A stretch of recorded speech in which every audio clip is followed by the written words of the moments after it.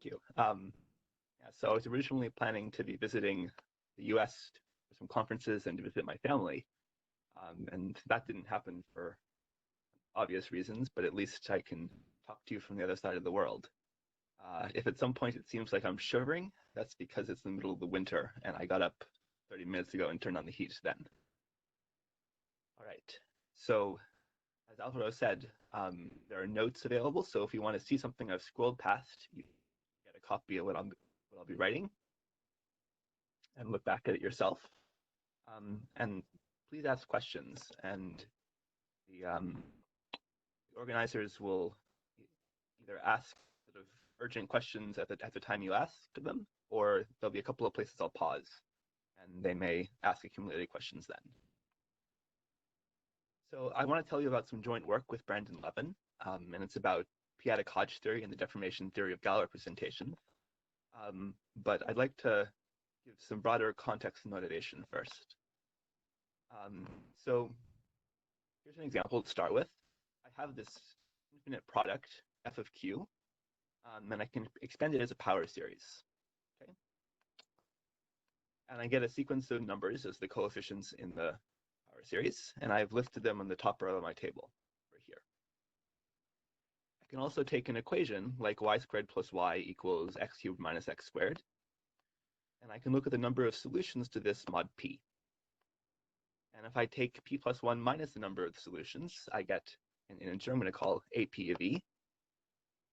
And I can also calculate that for some small primes. And of course, the thing you immediately notice is that I'm getting the same sequence of integers for both of these. Now, that's pretty unexpected. Like, these seem like they should have nothing to do with each other. One's some sort of power series, one's counting solutions to an equation. But there's actually a very close connection. So this E, this equation, gives you an elliptic curve. I'm sure many of you know. It's defined over the rational numbers, and it has conductor 11.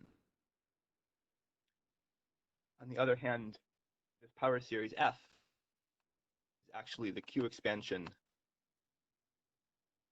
of a modular form.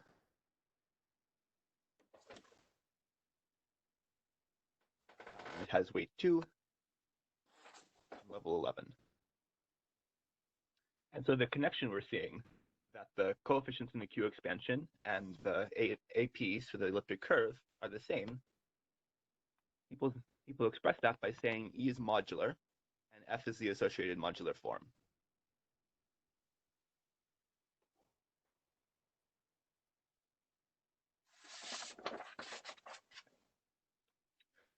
So if you stare at this table of numbers longer, you might notice some additional patterns. For example, you will probably eventually notice that AP of F is congruent to P plus 1 mod 5. So for example, the entry for P equals 7 is negative 2, and negative 2 is congruent to 7 plus 1 mod 5. This doesn't work for P equals 11. It works for every other prime. And so how would you explain this further observation? Well, there are a couple of perspectives. One, which I'm not really going to focus on today, is that there might be a congruence between your modular form and another modular form. In particular, F is congruent to an Eisenstein series mod 5, and Eisenstein series have coefficients which look like 1 plus p. I want to focus on a different explanation. It's somehow related, but looks very different, which is that the elliptic curve E has a rational 5 torsion point.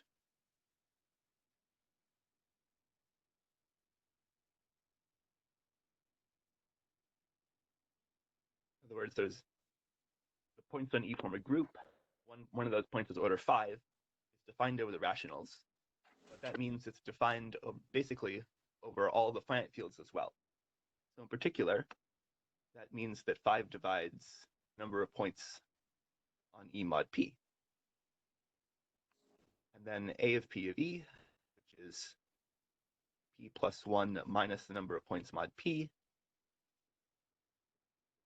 therefore is congruent to p plus 1 mod 5.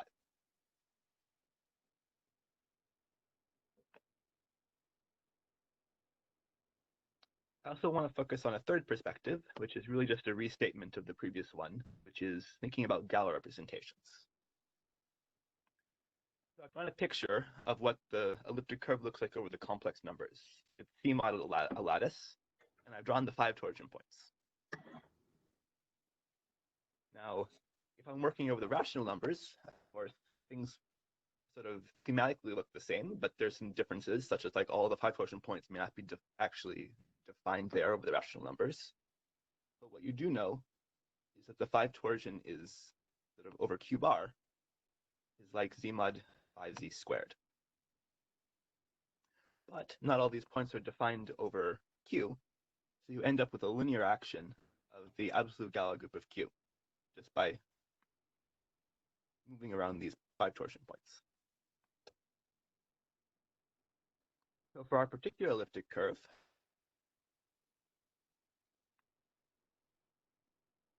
we know that one of the 5 torsion points, and hence the subgroup it generates, is defined over q. And so they're fixed by the Galois action. So there's something special about this Galois representation because of this 5 torsion point, and that's going to be another explanation for the phenomena we've seen. So much more generally, I can pick any prime L and take the L to the n torsion, which is z mod L to the n z squared. Or I could even vary n and piece all the L to the n torsion together and form the L-adic Tate module as an inverse limit, and then that's the L-adic integer squared. And both of these have an action of the absolute Galois group of q again. And I can express this compactly as a continuous homomorphism from the absolute Galois group of q to GL2 of the L-adic integers. And so this is what we mean as the Galois representation. Okay. And so there's a key property of this representation, which is we know a lot about its characteristic polynomial. In particular, if I take the image of the Frobenius at P, which is an element in the absolute Galois group of Q, we know its characteristic polynomial is x squared minus AP of Ex plus P. So in our example, we look at the 5-adic Galois representation. So we only really need to look at it mod P. In this case, it's 5. So what do we know about what it looks like mod 5? Well, we had this rational 5 torsion point, which is fixed. So that means the first column has to be 1, 0. This is fixed by the Frobenius. We also know that the determinant of this matrix better be congruent to P mod 5. That's just reading off from the characteristic polynomial. So we have a P in the bottom right, and then we can have anything we want in the upper right. So what does that mean? Well, I can take traces of this matrix. The trace is 1 plus P mod 5. On the other hand, the trace is supposed to be AP of E.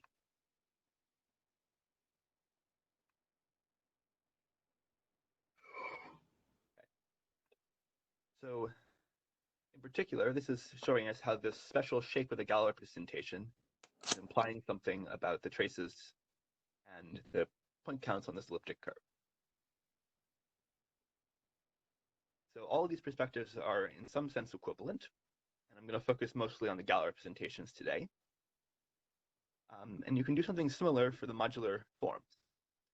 So we had a cusp form F of weight 2, and there's a Galois representation associated to it also. And this is more complicated to construct, so I'm not going to tell you about it in detail, but the key property, again, is a statement about the characteristic polynomial of Frobenius. The characteristic polynomial is, as you might guess, x squared minus AP of fx plus p. And so from the perspective of Galois representations, E being modular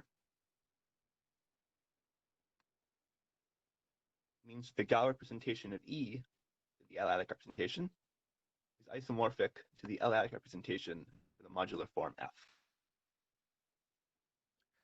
So this is just a statement about traces, but because those are what determines the characteristic polynomial, determines these representations. But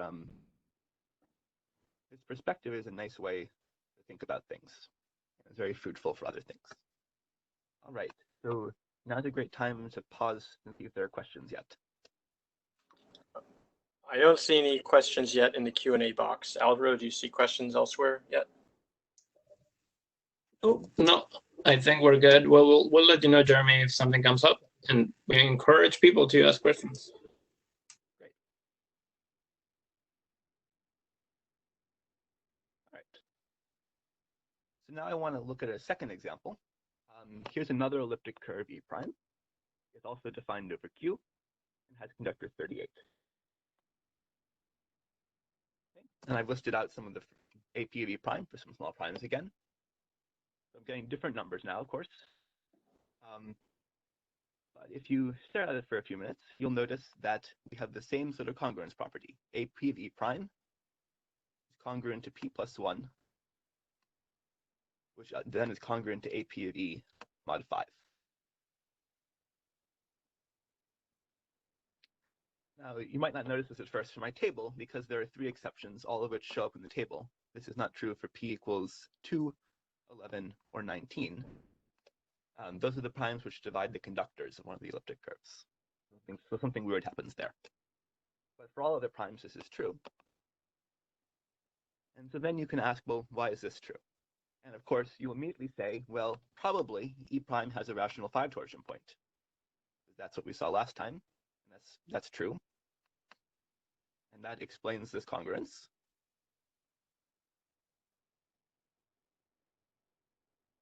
And in fact, that's how I found E prime. I just asked the L functions in modular form database, give me some elliptic curves with rational 5 torsion points. And the 2 smallest curves were the ones with conductors 11 and 38. But there's a better explanation for this in terms of the Galois representations. Instead, I'm going to say the Galois representation of E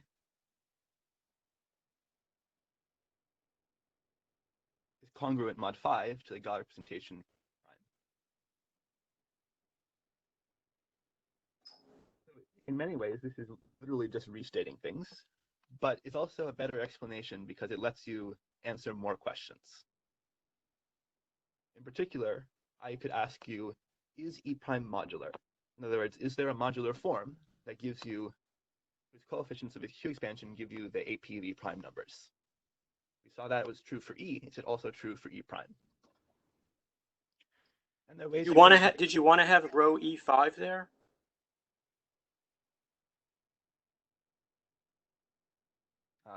Here? Yeah. I think so, yeah. Okay. I want a congruence between the 2 representations. Okay. Anyway, so is E prime modular? And so you could just try to answer it directly. And the answer will be yes. You could just look for a cusp form that has the right Q expansion.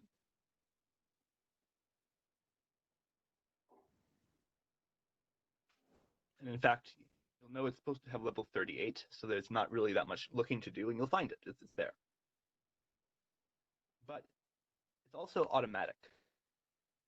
You don't have to do any searching. There's no question, and maybe it doesn't exist. It just does. And the reason is people have proven modularity lifting theorems.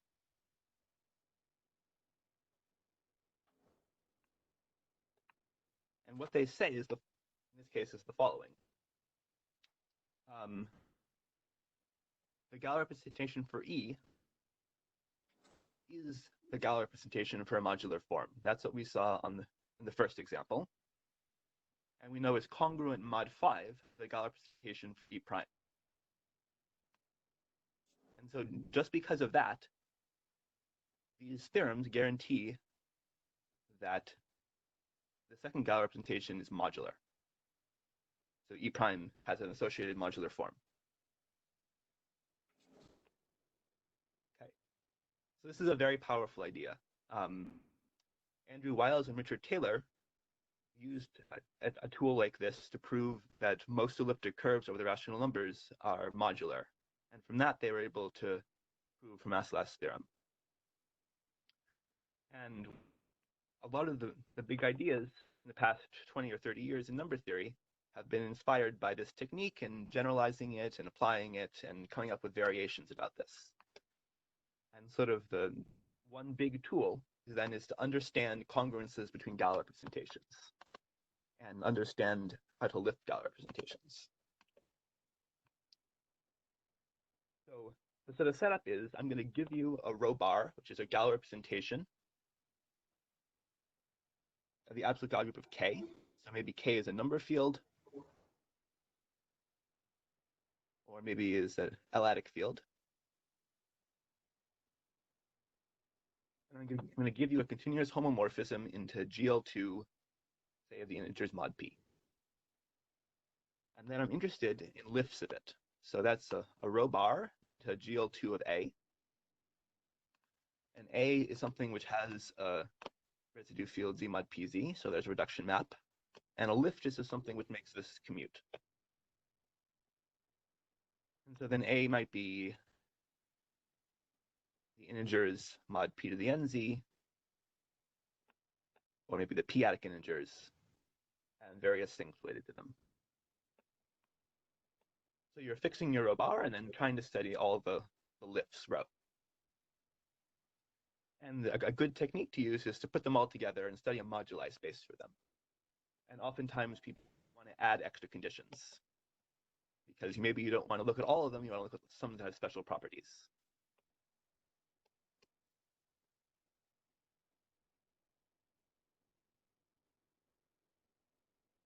Okay. So all the examples I've done so far are two-dimensional representations. They're sort of valued in GL2. But especially nowadays, it's very interesting to also replace GL2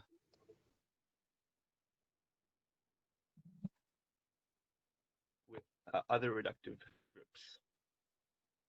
So a reductive group is just sort of a uniform way of talking about other familiar groups you might have seen, like GLN, a symplectic group, orthogonal group, want to do a spin group or an exceptional group like E8, and you can talk about them all uniformly. So we know quite a bit about two-dimensional representations, although there's plenty we still also don't know, but we know less about these more general representations valued in a reductive group G. And so how do you sort of study them? Well, it can get quite complicated, but sort of a cartoon version of it is the following. If you had a number field, as with many things in algebraic number theory, you try to work locally. So you can restrict your representation to decomposition groups at various primes, and then try to study those local representations, and then piece all the information together. On the other hand, if you have an L-adic field as your field K, and if you're trying to study, say, a representation of the absolute Galois group of this L-adic field over, say, QP coefficients, you can hope that the L-adic topology sort of on your Galois group versus the p-adic topology on your coefficients are going to sort of restrict the number of options you have. And so you can sort of hope to sort of directly analyze things. On the other hand, when K is a p-adic field and P is the same prime as the residue characteristic of your representation, there are just way too many Galois representations from the absolute Galois group of K to the ZP points of G. So you have to do something else. And p-adic Hodge theory, the whole point of it is to try to identify which of these representations are sort of nice, in particular have something to do with geometry. And sort of the strategy for this is to identify a class of nice Galois representations by setting up an equivalence of categories with some sort of nice semilinear algebra objects. And there are a bunch of variants of this depending on exactly what nice means, and it also depends on what kind of coefficients you want. So if you're looking at representations with coefficients in QP, that tends to be easier than looking at representations with coefficients in a finite field, for example. Okay, so today I want to focus on a class of representations called crystalline representations. So this is a class that has a nice connection to geometry. And instead of digressing for the rest of the talk and trying to define what this means, I'd just like to give you some examples. So one example of a crystalline representation is of the cyclotomic character. This is a character, the absolute Galois group of QP. And if I have some sigma in that absolute Galois group, what's the character value? Well, I look at what sigma does to a primitive p to the n through to unity. Well, it has to be some other primitive p to the n through to unity, and which one it is determined by raising to the cyclotomic character. This determines the cyclotomic character mod p to the n, and then piece it all together to get the p-adic value of the character. Another example is something which looks upper triangular and has a bunch of cyclotomic characters on the diagonal. And they have various powers. And so if you put some sort of hypothesis on what the powers are, for example, you can assume the differences are always at least 1, or always bigger than 1. This will automatically be crystalline. This is not the only way it could happen. But then if you want to have other less restrictive conditions, you'd have to start thinking about what the extension classes are, what's above the diagonal in this matrix.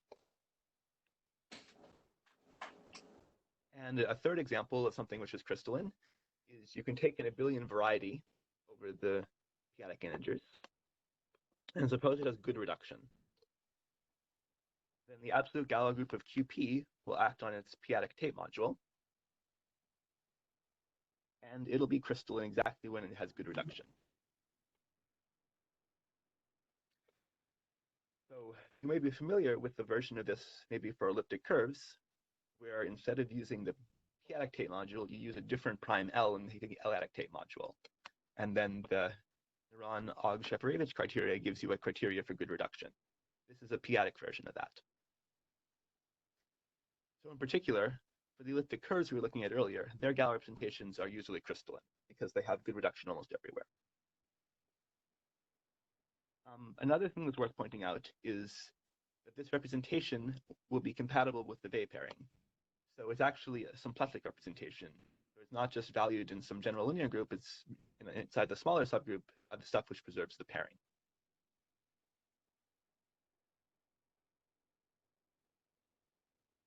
Here's another good point to see if there have been any questions we've accumulated.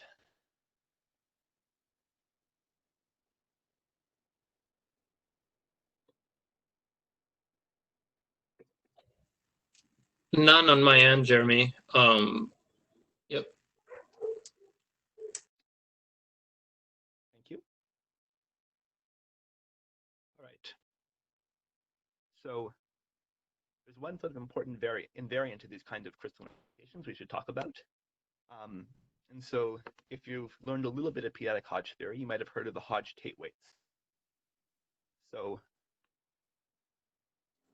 in the example up here, the upper triangular one, these invariants are just the exponents of the cyclotomic characters. So they're the RIs, or possibly they're negatives, depending on how you normalize things. And they sort of give you a sort of measure of the type of the representation.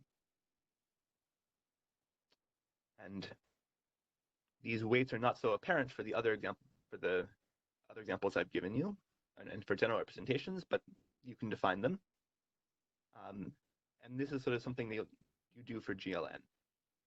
We need to work more generally with any reductive group. So this gets generalized to the notion of a p-adic Hodge type, which is a co-character of G, which is just a continuous homomorphism from the multiplicative group to G. And so then, if I'm interested in crystalline representations of the absolute Galois group of K to GLN QP, and K, as always, is a p-adic field, you can do this. There's theory developed that says what is a crystalline representation and lets you sort of understand them. On the other hand, if I'm asking what is a crystalline representation in the absolute Galois group of K with coefficients, say, in the integers mod p to the nz,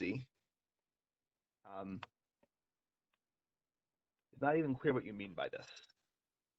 There's only one case where we can make sense of this, and it happens when the difference between the largest and the smallest Hodge-Tate weights is less than p minus 1. In other words, the Hodge-Tate weights are in some sort of constrained range. And so this uses a theory due to Fontaine-Laffaille.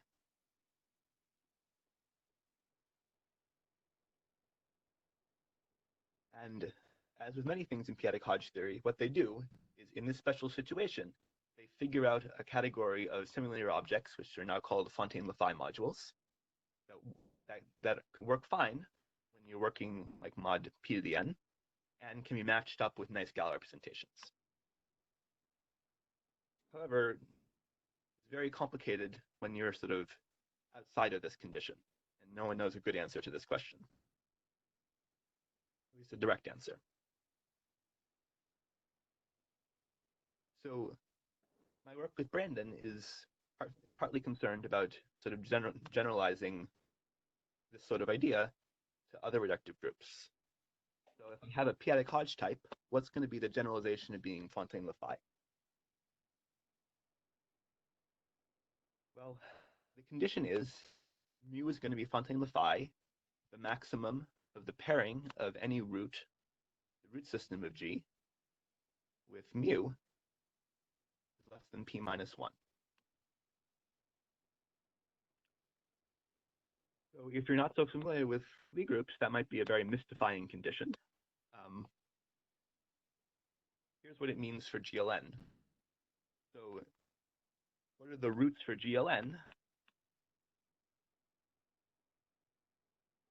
Well, they're commonly called the EI minus EJ, and they're the things which take an element in the torus and extract out the ratio of two of the entries. So in particular, if you use a co-character mu, which is given by, and the image of T is given by some powers of T on the diagonal of this diagonal matrix, it'll end up just looking at the difference between Ri and Rj. And so this condition that the pairings are all less than p minus 1 just means that this is less than p minus 1 for all choices of I and j, in particular for the largest and smallest ones. So you're recovering the normal Fontaine-Laffaille condition. I'm also going to need a strongly Fontaine-Laffaille condition, which is saying the same maximum is less than p minus 1 over 2. So they're even more constrained.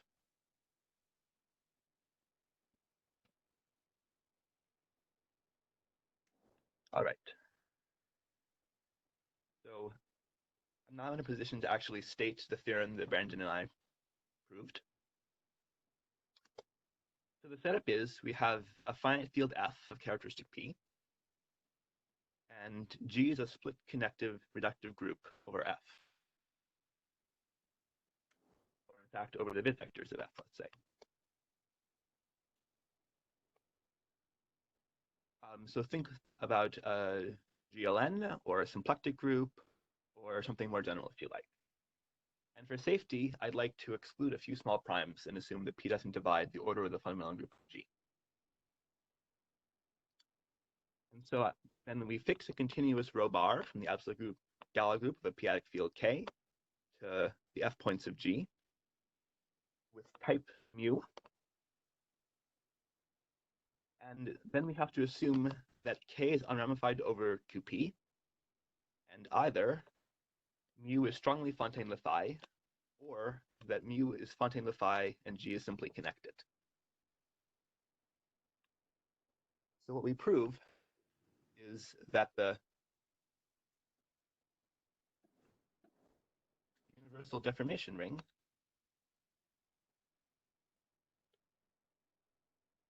the universal crystalline deformation ring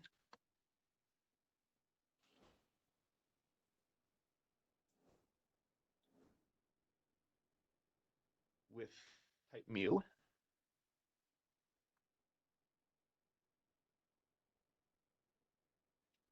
is formally smooth over the bit vectors of F if it's non-empty.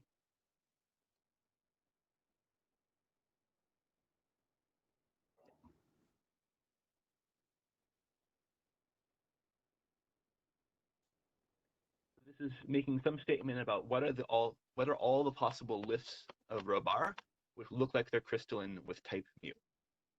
And it's saying that's actually a very nice space. It's formally smooth. And that formal smoothness means this ring is a power series ring over the bit vectors. So here's a picture of what we sort of expect. So in the situation of our theorem, say mu is Fontaine-Laffaille, there's some big blue space of all possible deformations. And then the ones which are crystalline with type mu are some nicer subspace.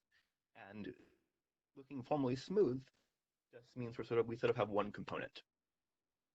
Basically some sort of affine space, because the deformation ring is a power series ring. The expectation is that when mu is larger, so it's outside the Fontaine-Laffaille range, you're going to have multiple components. And they'll intersect somewhere, and that intersection point is somewhere where you're not smooth. The tangent space is two-dimensional in this sort of cartoon picture because there are two different directions you can move as for the two components, and that exactly means you're not smooth. And so these hypotheses we're imposing about being some sort of Fontaine-Laffaille condition are exactly supposed to make the deformation ring simple. You don't have this complicated behavior. All right. So there's some cases known of this result already. Ramakrishna proved something for two-dimensional representations that's almost along these lines, using flat deformations, using Fontaine-Laffaille theory. Also, Harris and Taylor proved something for GLN, using Fontaine-Laffaille theory. And then Stefan Petrikis, and then I extended this to symplectic and orthogonal groups, also using Fontaine-Laffaille theory.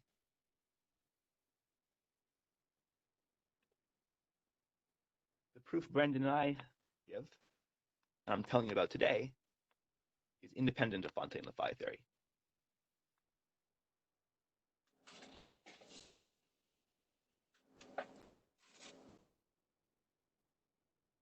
And applies to other groups which you really don't have a hope of using Fontaine-Laffaille theory for, like exceptional groups or spin groups. Okay. Furthermore, there was this sort of hypothesis that was annoying that says this deformation ring is formally smooth if it's non-empty. And we expect the deformation ring is always non-empty if you use the correct mu's. And so there are lots of cases. For example, cases where you look upper triangular or ordinary, where it's easy to see that this deformation ring is non-empty. In general, this is connected to questions about the existence of crystalline lifts. And that's a question which is completely orthogonal to the techniques we were using. So we didn't directly address it. And hopefully, I've been told this may be a thesis problem of some students. So maybe we'll know more soon.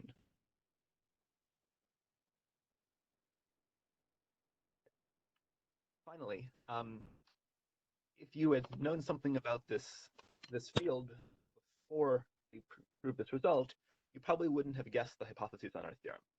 You probably wouldn't have supposed that you needed a stronger Fontaine-Laffaille condition, or you needed to assume that your group G is simply connected. But these are actually necessary. And I want to briefly illustrate why. So I can give you an example with PGL2, which explains this. So of course, if you have a representation value in GL2, you can reduce it. You can mod out by the center of GL2 and get a representation value in PGL2. So let's consider the representation rho bar given as a sum of characters, the trivial character and the p-1/2th power of the mod p cyclotomic character. Now, because we're working mod p, this is actually the same as the p-1st power of the mod p cyclotomic character.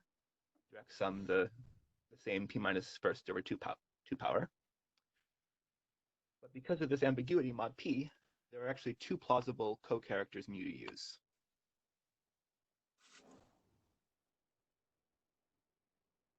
One of them sends t to the 0 and t to the p-1/2. These are just coming from the exponents of the cyclotomic characters in the top one. The other one sends t to the p-1 and t to the p-1/2 on the diagonal. That's coming from the second choice of exponents. Okay. And so for GL2, you can try to use both these characters, and our theorem, or previous known versions of it, will tell you that the deformation ring with type mu is smooth. That's great. However, these two characters, you can't distinguish them in PGL2. When you mod up by the center, you're basically looking at the difference between the diagonal entries, and their ratios are the same, up to changing the order. But they both have a difference of p-1/2. So they look like the same co-character.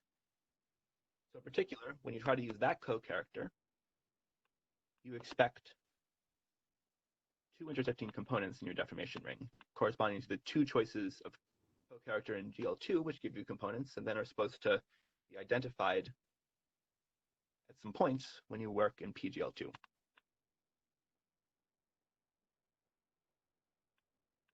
Okay, so Jeremy, a couple of minutes left. Yep. All right. Anyway, so that would be a problem if you were expecting formal smoothness, but luckily, PGL2 is not simply connected, and the difference between the Hodge-Tate weights is exactly p-1/2, which is just outside the strongly Fontaine-Laffaille range. So you really do need one of these conditions in order to get a result and be in the sort of simple situations. All right. So in the last minute, I just want to tell you a sketch of how you prove our theorem. The one thing is you can't use Fontaine-Laffaille theory. And the problem is it's not compatible with tensor products.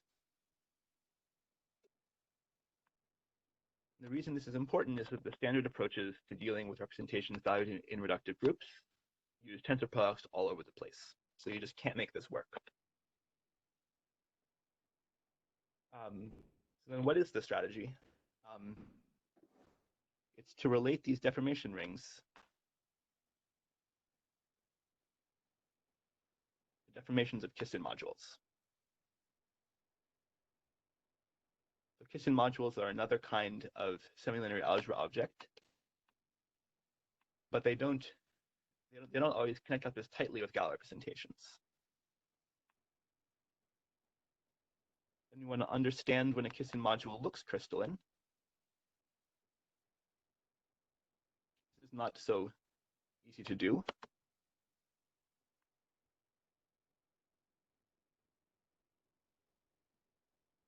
And then once you understand when they look crystalline, you need to compare that condition with a smooth locus in an affine Grassmannian.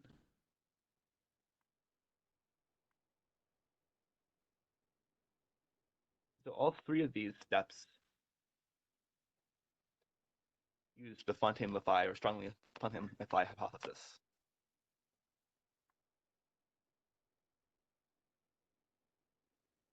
All right, and so this approach is inspired by work of Brandon Levin with Daniel Lee, Bao Leheng, and Stefano Mora. But they're interested in a very complementary situation. They're interested in cases where the deformation is complicated and has lots of components. because they're interested in Serre's conjecture and the Berman-Zard conjecture. Well, our result is trying to identify a case where it's actually simple, and we can actually prove it's a strong structural result. All right, thank you for your attention. Okay, thank you very much.